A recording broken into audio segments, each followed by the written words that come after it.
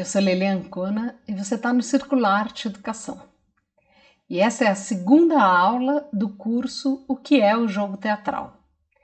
Na primeira aula eu falei sobre o sentido do jogo, contextualizei sobre qual jogo a gente está falando e também falei sobre o conceito de improvisação.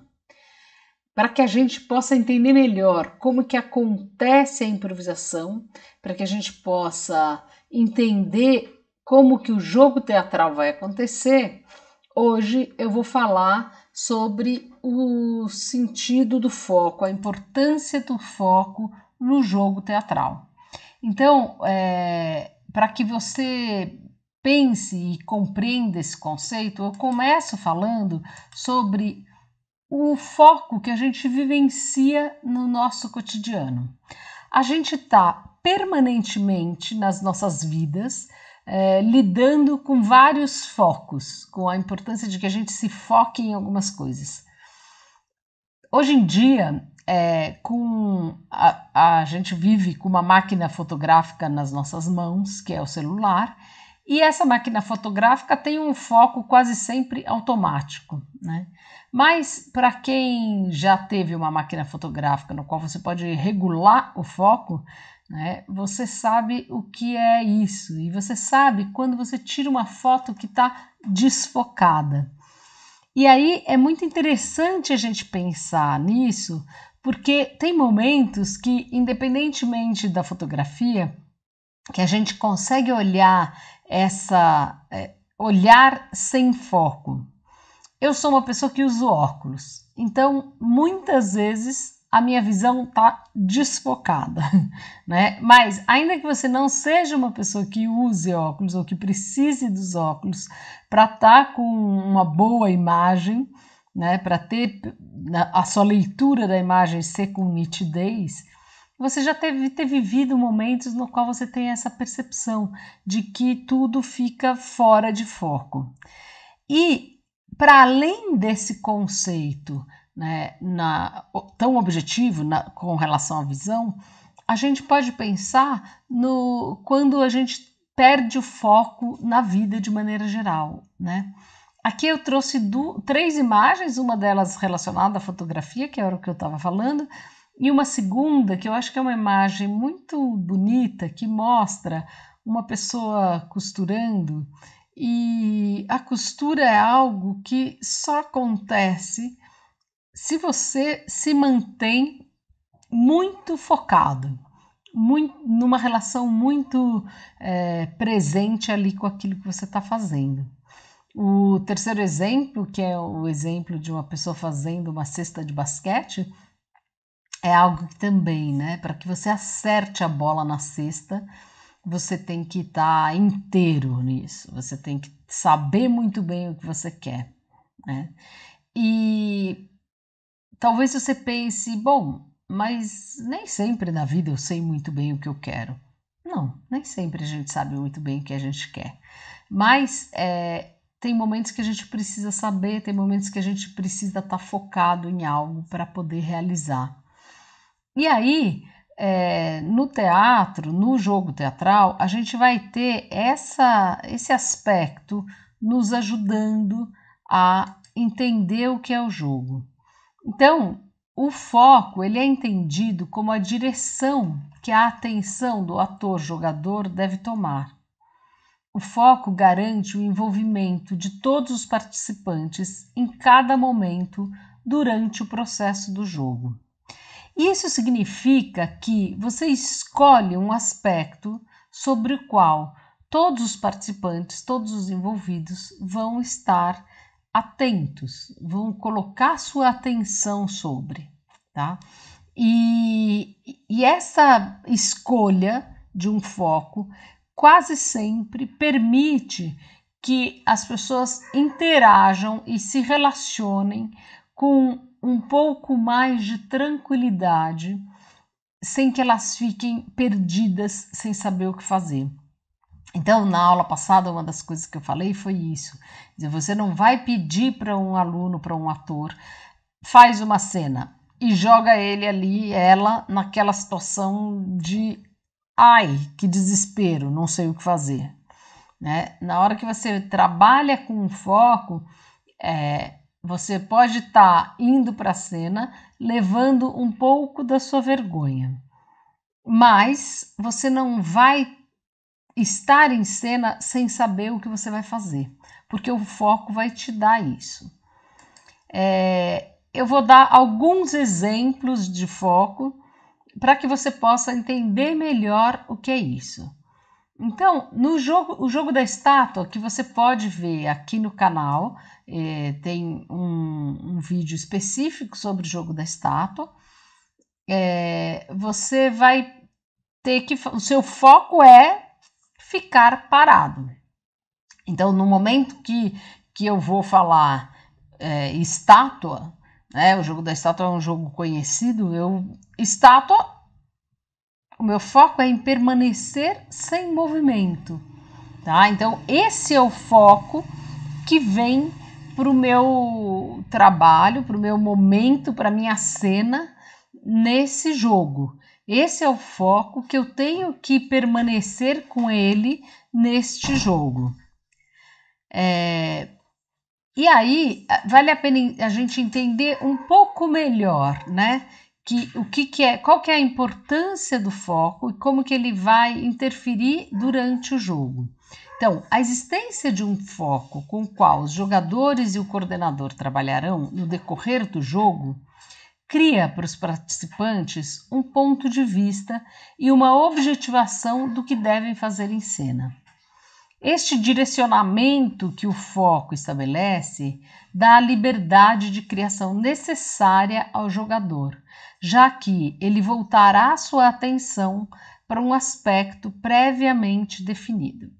Então, nesse exemplo que eu acabei de dar, é muito interessante porque, ao mesmo tempo que a pessoa vai ter como foco permanecer parado, ela vai ter a liberdade de experimentar inúmeras possibilidades para ficar parado, né? Então, se eu estou fazendo um jogo de estátua no qual eu não defino previamente qual a estátua que deve ser feita, eu vou estar me movimentando, fazendo movimentos aleatórios e de repente eu vou parar numa posição. Mas eu posso ter jogos de estátua no qual eu defino previamente, né? E aí o jogador ele vai explorar os diferentes gestos que ele pode fazer para que então depois ele possa ficar sem se movimentar, com o foco em não se movimentar. Aqui é o segundo exemplo, que é o jogo da bola, que você vai ter diferentes bolas, né? Aqui a gente está vendo bolas, né? Uma bola de futebol, uma bola de basquete, uma bola de tênis e uma bola de cristal, né? Que são bolas reais, né? O jogo da bola, ele é um jogo que trabalha com bolas imaginárias. Ele é um jogo proposto pela Viola Spolin, que vai partir da definição de que com uma bola imaginária você vai jogar essa bola para as pessoas que estão no grupo. Então, nesse exemplo, o foco está em tornar a bola real e poder jogar a bola. E aí a gente tem um outro conceito que é importantíssimo dentro do jogo teatral, que é o conceito de tornar real, né? De tornar um objeto, um sentimento, uma emoção, um lugar, um personagem, eu vou tornar aquilo real. Você vai me dizer, como que eu vou tornar uma bola real, uma bola imaginária? Eu pego a bola e ela se concretiza? Não, ela não vira uma bola na minha mão, uma bola de cristal, né? O cristal não se faz na minha mão porque eu torno ela real. Então aí a gente tem um outro aspecto importantíssimo, que é o teatro trabalha permanentemente no campo do imaginário, né? E este tornar real, que a Viola Spolin vai usar um termo que é o de fisicalização, eu vou tornar físico, eu vou tornar real, eu vou fazer com que aquilo esteja dentro do jogo, dentro do espaço, dentro da cena, de tal maneira que seja reconhecível. Né? Então, se eu tô com uma bola na mão, eu tô com uma bola na mão, e ela não vai embora porque eu quero fazer outra coisa e depois ela volta a aparecer. Não, ela permanece na minha mão o tempo inteiro. Eu não posso deixar, tem horas que ela está, tem horas que ela não está, e isso muda independentemente de qualquer coisa, porque é exatamente essa ideia de que eu fisicalizo esse objeto, eu torno ele um objeto real. Então, o foco, neste caso, que é de manter a bola em jogo, ele é um foco que vai fazer com que eu consiga tornar a bola uma bola física, né, dentro do campo do imaginário, e que eu jogue entre as pessoas. Para que isso aconteça, eu tenho um foco central que é jogar a bola. Né? Este foco permitirá que outras coisas aconteçam. Uma delas, que eu faça um exercício mental imaginário de visualizar essa bola para que ela se torne real. O segundo passo importante, já que eu estou falando de grupo, é que eu vou estabelecer uma conexão com as pessoas com as quais eu estou jogando, para que a gente possa estar vendo a mesma bola. E ela só vai ser jogada de mim para o outro, para o colega dele, para o terceiro, se todos estiverem vendo a mesma bola. Então, a gente cria uma conexão muito grande interpessoal para que eu possa estar vendo e jogando a mesma bola. Então, o foco vai me permitir esses dois aspectos importantíssimos do jogo teatral, que é tanto o tornar real um determinado objeto, como me manter conectada com o grupo dentro de um mesmo objetivo, para que aquilo aconteça e o jogo possa acontecer. É um jogo imaginário, mas é um jogo que vai acontecer. O foco ele também aponta para o jogador qual aspecto ele terá que estar atento, priorizando o problema estabelecido pelo coordenador na proposição do jogo. Este direcionamento possibilita a improvisação, sem que o jogador perca seu referencial no processo. Então, nesse exemplo que a gente estava vendo, o foco vai permitir que o jogador priorize estar atento à bola. Aqui a gente tem um outro jogo, né, que você também pode encontrar aqui no canal e ver a descrição desse jogo, a explicação desse jogo de forma mais detalhada. O jogo que eu estou comendo, ele é um jogo que vai ter como foco comer, né? E isso significa o quê? Claro que se eu estou falando do foco ser comer, e nessa imagem vocês podem ver que eu estou com objetos na mão, né? Talheres na mão e prato, mas eu não tenho a comida. Esse jogo ele pode ser feito sem nenhum objeto na mão.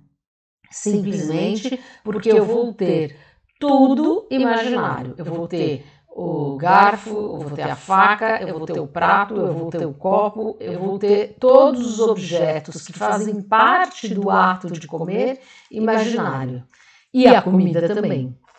E aí, o meu foco neste caso é em sentir o sabor, sentir a textura dentro da minha boca da comida, sentir a densidade dessa comida, perceber quando ela desce pela minha garganta, perceber a comida dentro da minha boca.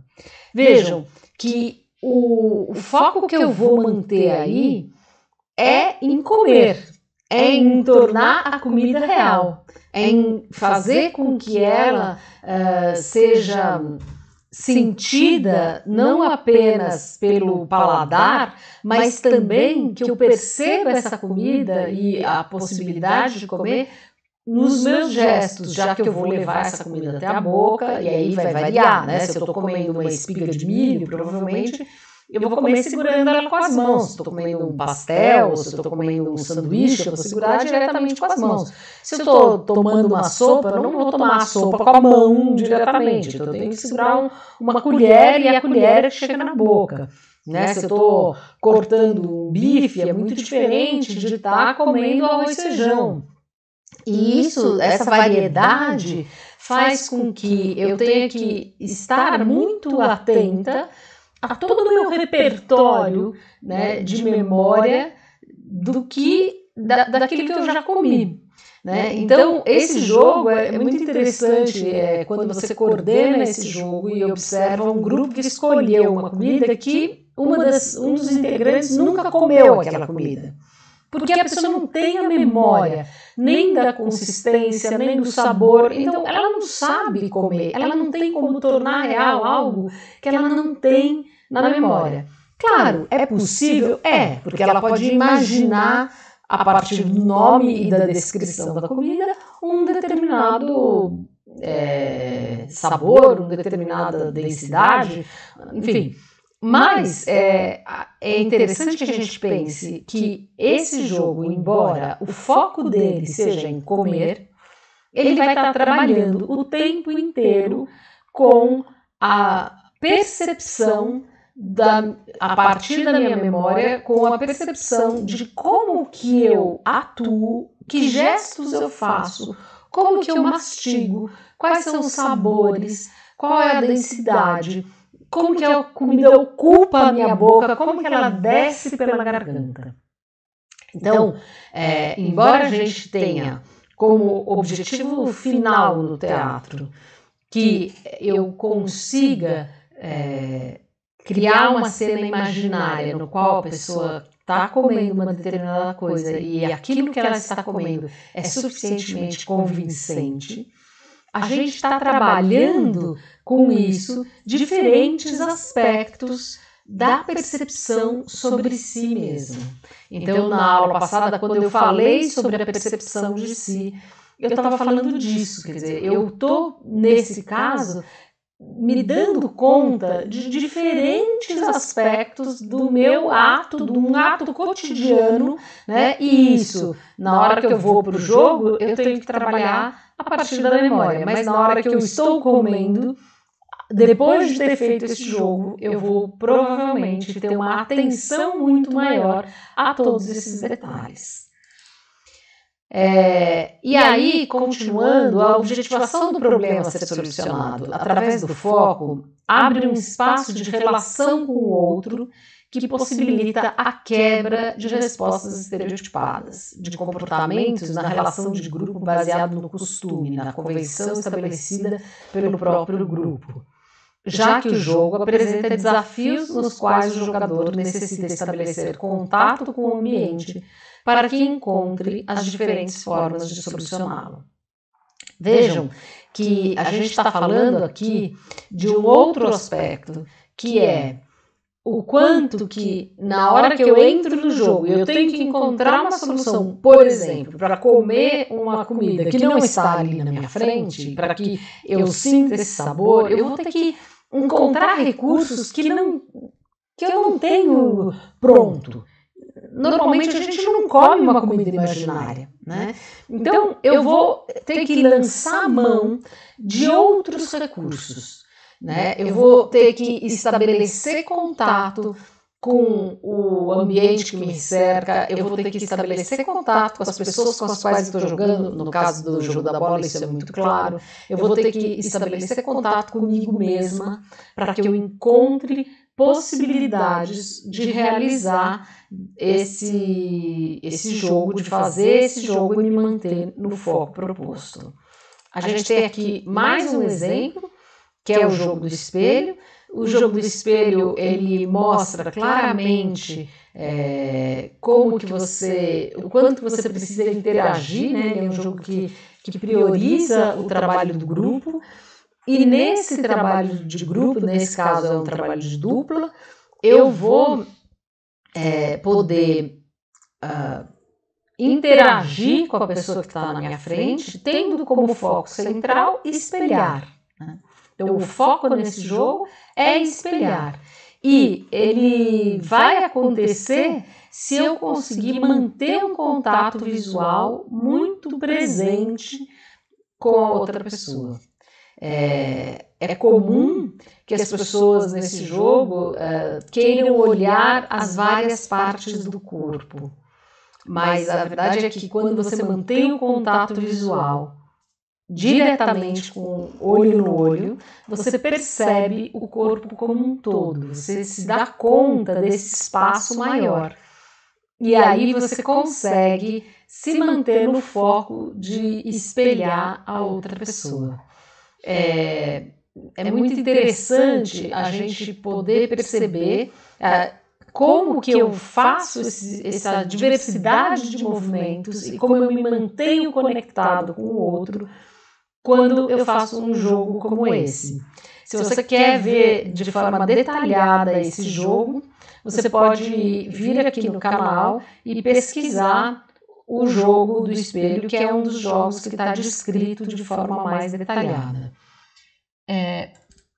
Eu acredito que a gente conseguiu com essa aula, que eu espero ter conseguido com essa aula, fazer com que você entenda a importância do foco, e é importante ressaltar que mesmo que eu tenha um foco, que eu vá me manter nele, que eu tenha essa proposição de ter um foco comum, isso não significa que outras coisas não aconteçam e que elas não devam ser abarcadas, que elas não devam ser valorizadas e incluídas dentro do jogo.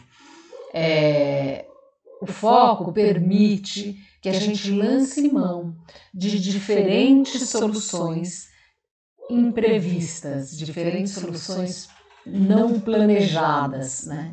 E ele vai fazer com que o jogador, no momento que está experimentando, no momento que está vivenciando o jogo, não se sinta perdido dentro daquilo que ele está se propondo a fazer, né? Então, o foco ele dá um direcionamento que, embora possa parecer que é uma falta de liberdade, na verdade, ele abre inúmeras possibilidades, né? E ter perceber isso dentro do jogo teatral é uma forma muito interessante também de que a gente perceba na vida como um todo o quanto que existem momentos que eu consegui me manter dentro de um determinado foco significa uma escolha e não uma falta de liberdade, né? Significa realizar algo que eu tenha escolhido fazer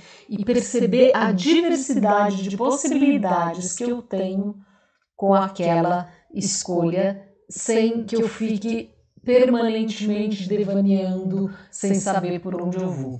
Eu não sou contra existirem momentos onde você fique devaneando, sem saber para onde vai, mas vale a pena experimentar essas duas formas, esses dois momentos.